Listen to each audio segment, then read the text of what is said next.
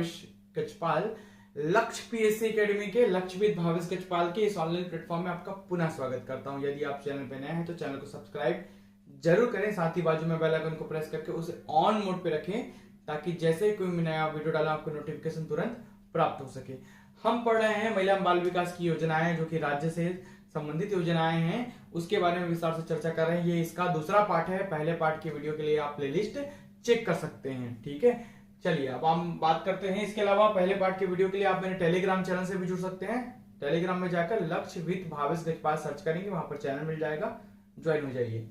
बात करते हैं योजना के पार्ट 2 के बारे में। ठीक है, विभाग की राज्य मध्य की योजनाएं, जिसमें हम बाकी अन्य योजनाओं को पढ़ेंगे। और जैसे कि मैंने पहले ही बता रखा है कि ये पार्ट में बनेगा, कुछ 2-4 और वीडियोस में इसमें डालूंगा डेमो के रूप में। इसके अलावा यदि आप पूरी क्लासेस महिला पर्यवेक्षक की ज्वाइन करना चाहते हैं तो दिए गए नंबर पर मुझे आप व्हाट्सएप कर सकते हैं। ठीक है, मुख्यमंत्री बाल संदर्भ योजना, इसके बारे में हम देख लेते हैं। गंभीर कुपोषित एवं संकटग्रस्त बच्चों को चिकित्सकीय परीक्षण की सुविधा, चिकित्सक द्वारा लिखी गई दवा, आवश्यकता अनुसार बाल रोग विशेषज्ञों की परामर्श की सुविधा उपलब्ध कराई जाती है। कुल मिलाकर चिकित्सकीय सहायता ही है मुख्यमंत्री बाल संदर्भ योजना के तहत। अब नया आंकड़ा, जैसे कि मैं पहले वीडियो में बता चुका हूं, पूरा नया आर्थिक सर्वेक्षण पढ़ा रहा हूं 2021 का नया आंकड़ा, नवीन आंकड़ों को ही डाला हुआ हूं मैं, है ना, पुरानी आंकड़े नहीं है इसमें। तो योजना के अंतर्गत वर्ष 2020-21 में अगस्त माह तक, कहां तक, अगस्त माह तक 18,000 हितग्राहियों को लाभान्वित किया गया है।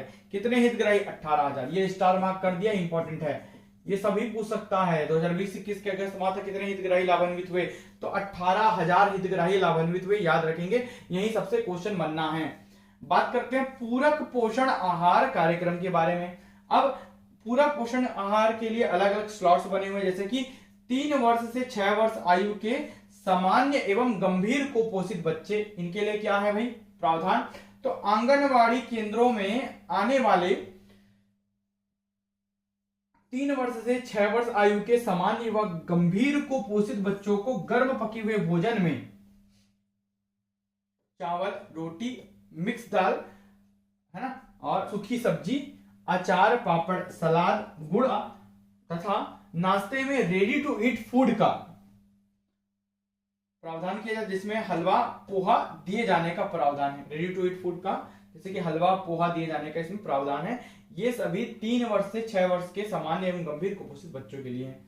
नाश्ता एवं गर्म पके हुए भोजन, कच्ची सामग्री, चावल छोड़कर, है ना, का प्रदाय महिला स्व सहायता समूह के माध्यम से किया जाता है। याद रखें, किस समूह के माध्यम से किया जाता है, प्रश्न बनेगा।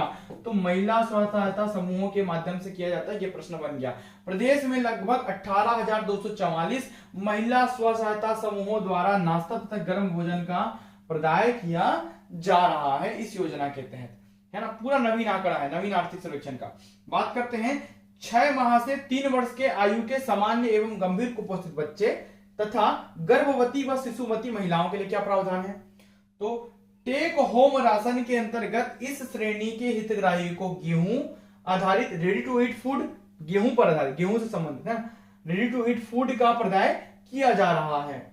6 माह से 3 वर्ष आयु के सामान्य बच्चों को 125 ग्राम तथा 6 माह से 3 वर्ष आयु के गंभीर कुपोषित बच्चों को 200 ग्राम रेडी टू ईट प्रतिदिन सप्ताह में 6 दिन, है ना, कितने दिन? 6 दिन प्रदाय किया जाए, प्रतिदिन में, सप्ताह में 6 दिन, एक दिन छोड़कर, ठीक है, प्रदान किया जा रहा है।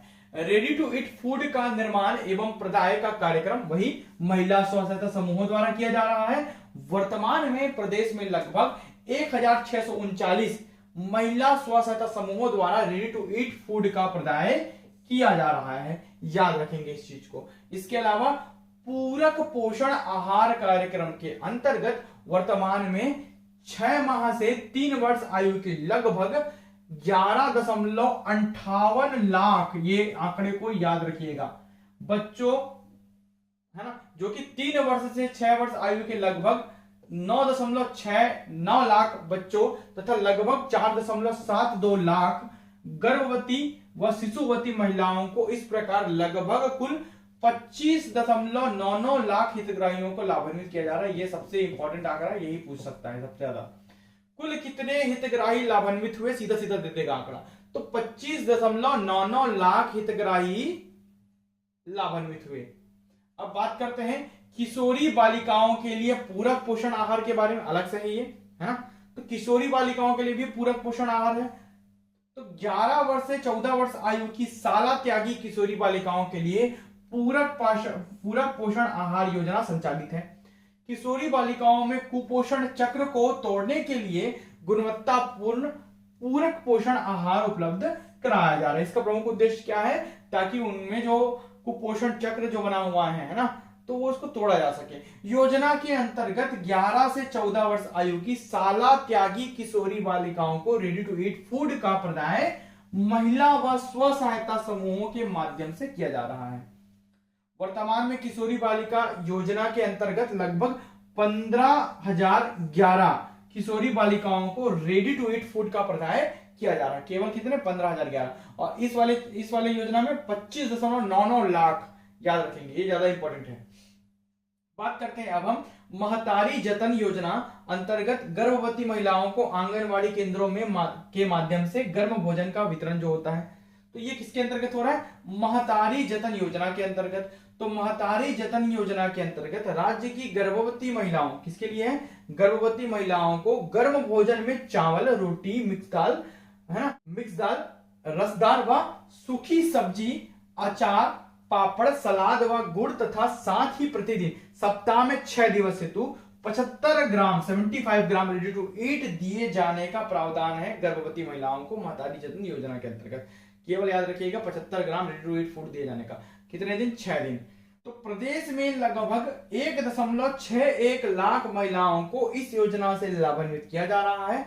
वर्ष 19-20 में लगभग इस हेतु 23.50 करोड़ रुपए का बजट प्रावधान किया गया है। ठीक है, याद रखेंगे। 19-20 का आंकड़ा है, नया आंकड़ा और अभी वाले बजट में आपको देखने मिलेगा। इसके बाद हम बात करते हैं सुचिता योजना के बारे में। कौन सी योजना, सुचिता योजना।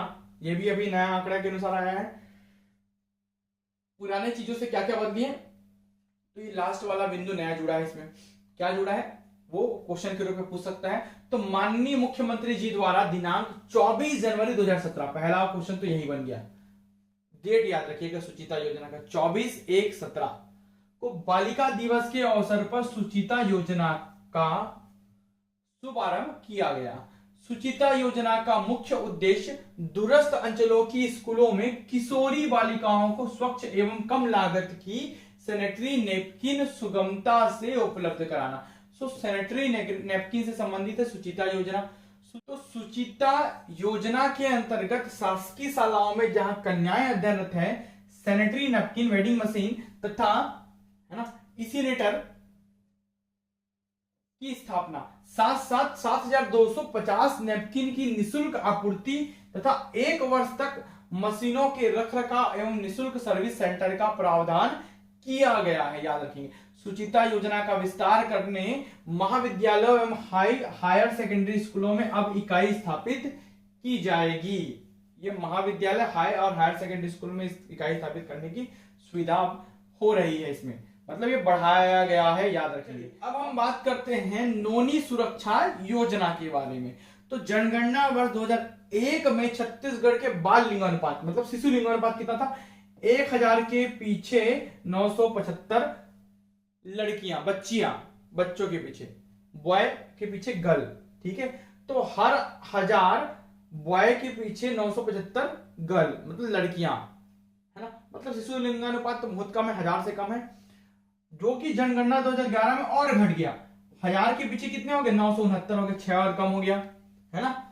तो इस घटते दर को देखते हुए क्या किया गया, राज्य में घटते बाल लिंगानुपात तथा बालिकाओं के प्रति समाज में सकारात्मक सोच बढ़ाने के लिए नोनी सुरक्षा योजना, नोनी मतलब बच्चियां, लड़कियां, शीर्षक से योजना प्रारंभ की गई, जो कि 1 अप्रैल 2014 से लागू हुई है ना। ये याद रखेंगे, डेट सबसे इंपॉर्टेंट है, यहां पर ये स्टार मार्क कर दिया हूं, इसको याद रखिएगा। उद्देश्य क्या है, प्रदेश में बालिकाओं की शैक्षणिक तथा स्वास्थ्य की स्थिति में सुधार लाना। उद्देश्यों को कूट में दे देता है, याद रखेंगे।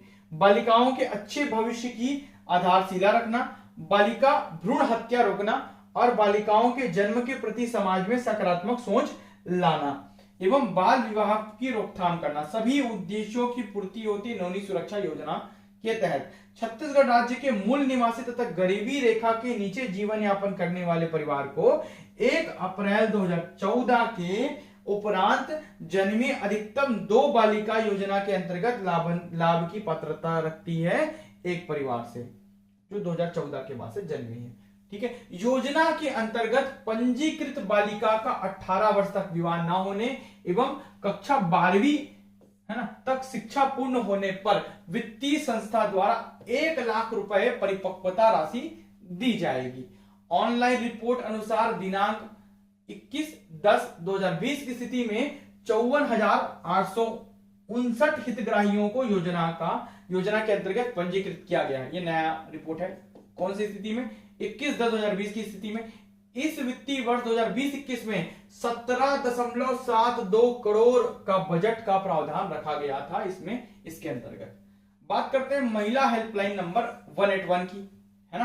तो महिलाओं के विरुद्ध होने वाली हिंसा घटना के मामलों में त्वरित सहायता उपलब्ध कराने के उद्देश्य से 181 महिला हेल्पलाइन का राज्य में संचालित, है ना, सखी वन स्टॉप सेंटर अथवा अन्य आपातकालीन सेवाओं के साथ समन्वय किया जा रहा है या समन्वय करना इसका मुख्य उद्देश्य है 181 लगाकर, है ना। तो छत्तीसगढ़ शासन द्वारा महिला हेल्पलाइन 181 का संचालन वर्ष 2016 से ही प्रारंभ किया गया है। कब से 181 का उपयोग किया जा रहा है?